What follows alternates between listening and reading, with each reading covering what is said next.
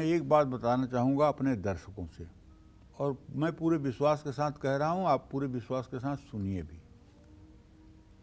पूजा उपासना चाहे आप जिसकी करें, चाहे जितना करें, फल आपको तभी मिलेगा जितना मजबूत आपका विश्वास होगा। मंत्रे तीर्थे दैवज्ञे भयसज्जे देवालय यादृशी विश्वासम तादृशी फलम लभेत। इसका हिंदी में अर्थ होता है, मंत्रे माने मंत्र में, तीर्थे माने तीर्थ में, दैवज्ञे माने ज्योतिषी में, भयसज्जे माने दवाई में। मंत्रे तीर्थे दैवज्ञे भयसज्जे देवालय और मंदिर में, यादृशी विश्वासम जिस तरह से विश्वास होता है, तादृशी फलम लभेत उसी तरह से फल प्राप्त होता है।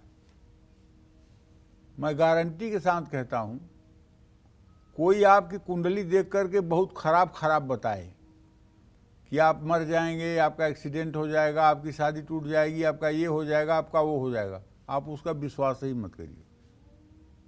आप अपने मन को समझा दीजिए कि ऐसा कुछ नहीं होने वाला है, सब बकवास है। गारंटी के साथ कुछ बुरा नहीं होगा। और अगर कोई कह रहा है कि आप राजा बनोगे और आपने विश्वास कर लिया कि हाँ ऐसा होना है, और अंतर मन में आपके बस गई ये बात कि हाँ ऐसा होना है, तो एक दिन वो होके रहेगा। क्यों? क्योंकि मंत्रे तीर्थे दैवज्ञे भयसज्जे देवालय यादृशी विश्वासम तादृशी फलम लभेत। डॉक्टर के पास पहुंचते ही मैं ठीक हो जाऊंगा, यह मन में विश्वास है, तो डॉक्टर का हाथ लगाते ही हम ठीक हो जाते हैं। ये दवाई अगर मिल जाए तो मेरी ज़िंदगी बच जाएगी, वो दवाई मिलते ही आराम लग जाता है। तीर्थ में जाने पर, प्रयाग में नहाने पर मेरा एक कष्ट दूर हो जाएगा, तो दूर हो जाएगा। तो कहने का मतलब ये है कि देखिए, जिस तरह से हमारा विश्वास होता है, जिस तरह से हमारी आस्था होती है, जिस तरह से हमारा विश्वास मजबूत होता है, उसी तरह से हमको फल मिलता है। एक अच्छे ज्योतिषी का एक लक्षण ये भी होना चाहिए कि उसे अपने यजमान के हृदय में विश्वास का पिलर खड़ा कर देना चाहिए। अपने यजमान के जीवन में अपनी विद्वता न दिखाते हुए, बल्कि अपने यजमान के जीवन में एक ऐसा विश्वास का पिलर खड़ा कर देना चाहिए जो भूकंप रोधी हो, जो चाहे जितनी आपदा और विपदा आए लेकिन वो पिलर न हिले। फिर आपका वो यजमान सदैव आपके लिए कुबेर का काम करेगा।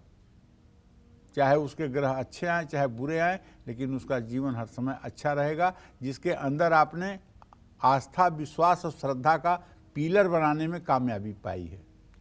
वराह पुराण के अनुसार माँ लक्ष्मी को कुंद के फूलों से और भगवान विष्णु को कमल के फूलों से पूजा करना शास्त्रों में कहा गया है।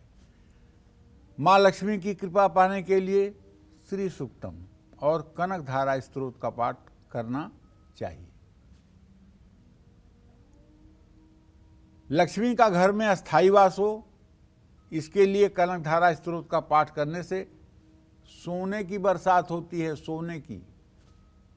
जब मैं सन 2006 में दिल्ली आया था, तो मेरी एक बेटी थी, छोटे भाई की बेटी, वो हमसे 2-3 बार ये पूछती थी, पापा आप सबको उपाय बताते हैं, सबका ठीक हो जाता है, आप क्यों नहीं करते हैं? पैसे के लिए परेशान रहते हैं, आप भी अपना कोई उपाय कर लीजिए।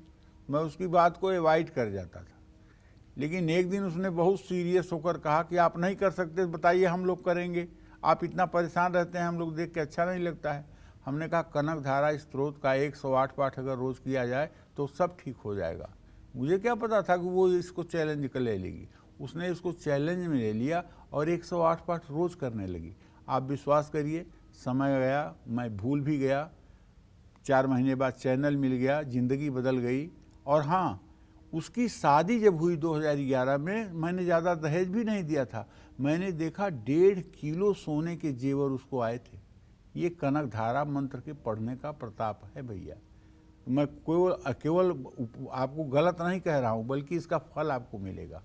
और हमेशा कुबेर की उपासना करिए। कर्ज चुका नहीं पा रहे हैं तो दक्षिणावर्ती शंख से गणेश जी की पूजा करिए। गजेंद्र मोक्ष का पाठ करने से, बड़े से बड़ा कर्ज उतारने से मदद मिलेगी। बार बार आपको घर में चोरी हो जाती है तो माँ लक्ष्मी की पूजा भगवान विष्णु के साथ करिए। जीवन में दरिद्रता खत्म नहीं हो रही है तो आप हर रोज़ लक्ष्मी चालीसा का पाठ करिए, इसमें शुक्र ग्रह की भी शांति होती है। घर में अन्न धन की कोई कमी ना हो, इसके लिए अन्नपूर्णा स्तोत्र का पाठ करिए। शुक्रवार को लक्ष्मी स्तोत्र का पाठ करने से भी लाभ मिलता है।